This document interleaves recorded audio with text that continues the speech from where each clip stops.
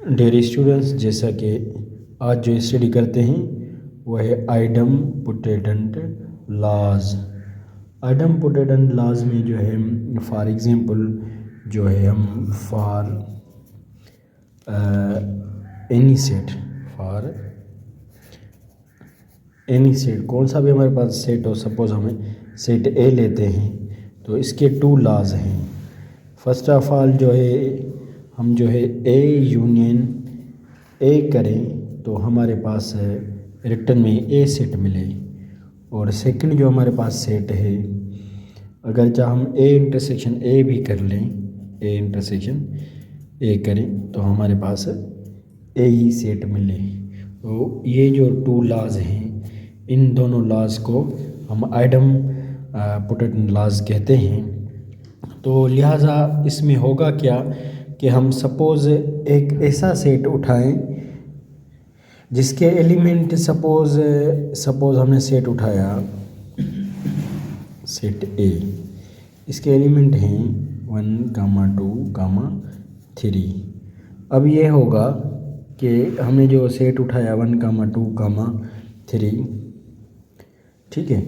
तो अब जो इसका फर्स्ट लॉ है ए यूनियन ए करें तो रिज़ल्ट हमारे पास ए ही आना चाहिए।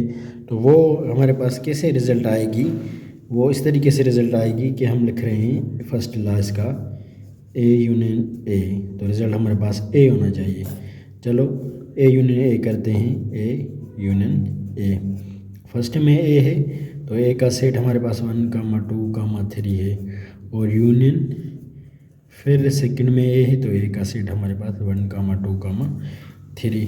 अब यूनियन करते हैं, यूनियन में हमको पता है कि सारे एलिमेंट्स हम तरतीब से असेंडिंग आर्डर में करके लिखते हैं। 1, 2, 3 दोनों सेट्स के एलिमेंट आ गए। तो रियली ये जो हमें रिज़ल्ट मिली है ये ए सेट है। तो ये हमारा आइडम पोटेंट लॉ 1 था और इसकी हमने यूनियन की। अब इसका सेकंड लॉ ये है कि इसकी हम इंटरसेक्शन भी करें तो हमारे पास दोनों सेम सेटों की इंटरसेक्शन करें तो हमारे पास आना भी जो है सेम सेट आना चाहिए। तो ए इंटरसेक्शन ए करें तो हमारे पास रिटर्न में ए आना चाहिए। तो जैसा कि फर्स्ट में ए सेट है 1, 2, 3, फिर इंटरसेक्शन सेकंड में भी ए सेट है 1, 2, 3। अब इसकी इंटरसेक्शन करते हैं।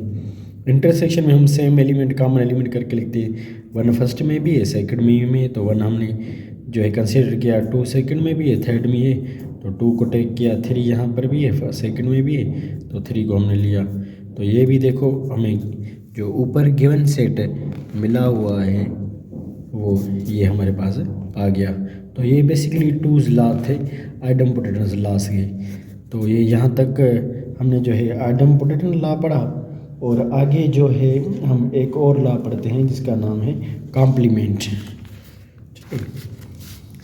तो लिहाजा कॉम्प्लीमेंट के हवाले से हम जो है इसकी हेडिंग डालते हैं laws of complement, laws of the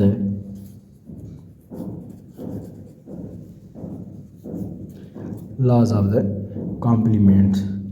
तो कॉम्प्लीमेंट के हवाले से इसका एक सपोज सेट लेते हैं, कोई भी सेट ले सकते हैं। फॉर एनी सेट ए को सपोज करते हैं। तो यहाँ कॉम्प्लीमेंट की सिंबल आपको याद होनी चाहिए कि ये रफ वर्क में सपोज हमारा ये जो है रफ वर्क है तो इसमें कॉम्प्लीमेंट की सिंबल कैसे होती है, ये ए है तो इसके ऊपर कॉम्प्लीमेंट हम हैश दे देंगे तो ये कॉम्प्लीमेंट की सिंबल हो जाएगी, या फिर जो है बार भी दे सकते हैं, ये भी कॉम्प्लीमेंट की सिंबल हो गई, या फिर ए के पावर में जो है हम यूं कामा वगैरह का निशान लगाएं, उल्टी कामा या सीधी कामा, तो ये भी कॉम्प्लीमेंट का निशान कहलाता है। तो आइए हम कॉम्प्लीमेंट के कुछ जो लॉज हैं वो ये हैं कि A union complement of A equal होता है यूनिवर्सल के। एक लॉ हमारा ये हुआ, और फिर सेकंड लॉ हमारा हुआ ए इंटरसेक्शन कॉम्प्लीमेंट ऑफ ए करें तो हमारे पास रिजल्ट एम्प्टी सेट आए, और फिर थर्ड लॉ ये हुआ हमारे पास कि double complement of A and whole complement करें तो हमारे पास रिज़ल्ट ए आ जाए। और फिर ये फोर्थ हम करें जो है कॉम्प्लीमेंट ऑफ यूनिवर्सल, तो रिज़ल्ट हमारे पास एम्प्टी सेट आए। और एंड जो है हम कॉम्प्लीमेंट ऑफ एम्प्टी करें तो फिर रिज़ल्ट हमारे पास यूनिवर्सल आ जाए। यूनिवर्सल पर कॉम्प्लीमेंट करें तो रिज़ल्ट एम्प्टी सेट आए, और अगर जहाँ एम्प्टी पर कॉम्प्लीमेंट करें तो रिज़ल्ट हमारे पास यूनिवर्सल आ जाए। तो ये जो 4 हमारे पास लॉज हैं कॉम्प्लीमेंट के, तो इन 4 लॉज में से हम जो है फर्स्ट लॉ को सॉल्व करते हैं। तो फर्स्ट लॉ जो हमारे पास गिवन है A union complement of A equal universal set. तो सबसे पहले हमें सपोज़ कुछ सेट लेते हैं। यहाँ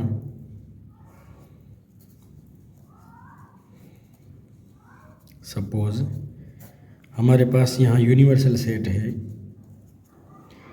1, 2, 3, 4, 5, और ए सेट है हमारे पास सपोज़ 1, 2, 3। अब जो लॉज हैं इनमें हम सॉल्व करते हैं। तो ये लॉ की जो है इसे लेफ़्ट हैंड साइड कंसीडर करते हैं LHS, और इसे राइट हैंड साइड कंसीडर करते हैं। तो लेफ़्ट हैंड साइड हमारे पास है ए, लेफ़्ट हैंड साइड हमारे पास जो है वो है ए यूनियन कॉम्प्लीमेंट ऑफ ए। तो कॉम्प्लीमेंट ऑफ ए हमारे पास, यहाँ हम कॉम्प्लीमेंट को हल कर लेते हैं।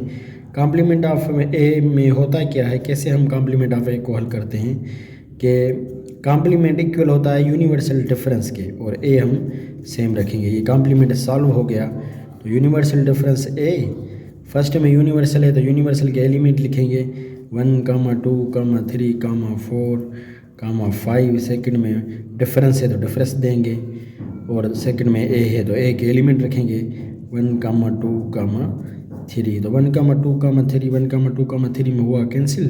तो हमारे पास जो रिज़ल्ट आई यूनिवर्सल डिफरेंस ए में जो हमारे पास रिज़ल्ट बची वो बची 4, 5। तो ये हुए हमारे पास नंबर कॉम्प्लीमेंट ऑफ ए के। तो अब हम आते हैं अपना लेफ़्ट हैंड साइड कॉम्प्लीमेंट के लॉ की। तो फर्स्ट में ए है तो ए के यहाँ एलिमेंट लिखते हैं।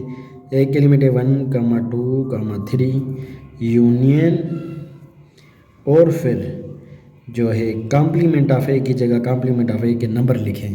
तो हमारे पास यहाँ पे है कॉम्प्लीमेंट ऑफ ए के number 4, 5 A union complement of ए।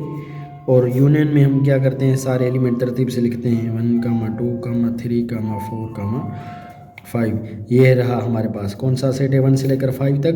ऊपर है यूनिवर्सल सेट, ये देखो यूनिवर्सल सेट सेम हमारे पास आ गया। तो लिहाजा हमने इस लॉ को सॉल्व किया, प्रूफ किया कि really A union complement of A really बराबर है यूनिवर्सल सेट के। और हमने यहाँ प्रैक्टिकल वर्क में करके भी देखा कि रियली ये लॉ जो है एक्यूरेट है। तो हम यहाँ हमें करना क्या है, हम यहाँ एक टॉपिक देते हैं, यहाँ पर लिख लेते हैं कि ये जो लॉज हैं हमें ये शो करने हैं, वेरीफाई करने हैं कि इनकी लेफ़्ट और राइट बराबर है या नहीं है।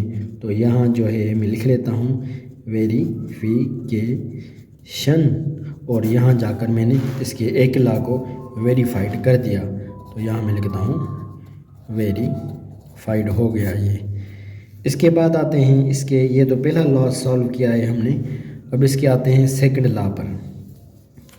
ठीक है, तो सेकंड लॉ पर आते हैं। तो हमारे पास सेकंड जो लॉ आ रहा है वो आ रहा है हमारे पास कि हम जो है ए इंटरसेक्शन कॉम्प्लीमेंट ऑफ ए करें तो हमारे पास एम्प्टी सेट आ जाए। तो जी हाँ, हम इसे लेफ़्ट हैंड साइड कंसीडर करते हैं और ये हमारी राइट हैंड साइड है। तो टेकिंग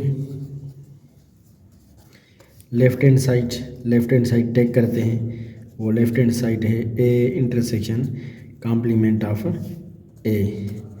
ए की जगह हम ए के सेट लिखते हैं, ए के मेंबर लिखते हैं। वो है 1, 2, 3 और कॉम्प्लीमेंट ऑफ ए की जगह कॉम्प्लीमेंट ऑफ ए के नंबर्स लिखते हैं, वो हमारे पास हैं अपना 4, 5। ए इंटरसेक्शन कॉम्प्लीमेंट ऑफ ए, तो इसके इंटरसेक्शन में हम कॉमन एलिमेंट लेते हैं, तो कॉमन एलिमेंट यहाँ 1, 2, 3 है, यहाँ 4, 5 कॉमन तो कोई भी नहीं है, तो ये हमारे पास हुआ एम्प्टी और नल सेट।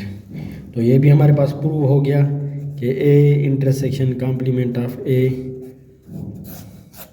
प्रूव हो गया, हमारे पास वेरीफाइड हो गया कि लिहाजा ये जो है बिल्कुल बराबर है, ए इंटरसेक्शन कॉम्प्लीमेंट ऑफ ए बराबर है एम्प्टी सेट के।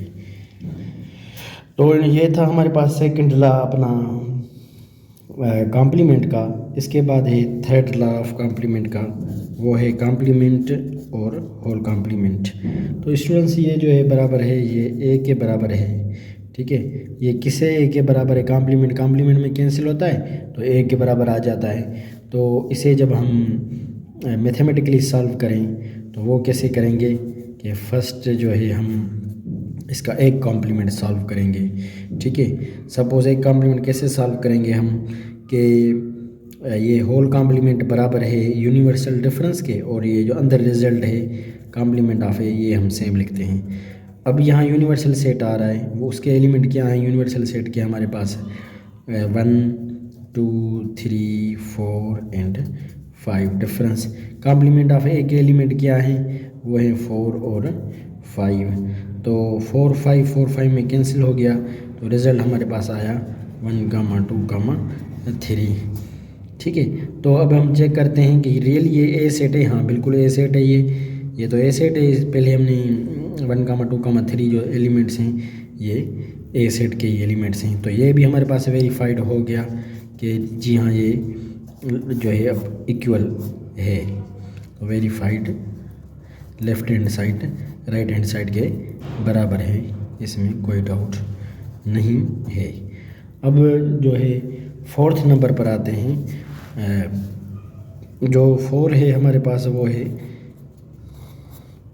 ये दोनों चीज़ें एक दूसरे के बराबर हैं। तो कॉम्प्लीमेंट इसका हल करने के लिए यूनिवर्सल इसके बराबर होता है, जो है यूनिवर्सल कॉम्प्लीमेंट हम इसके बराबर करते हैं तो यूनिवर्सल डिफरेंस यूनिवर्सल के ही बराबर होता है। कॉम्प्लीमेंट हो गया यूनिवर्सल डिफरेंस के इक्वल, और ये यूनिवर्सल हमने सेम रखा।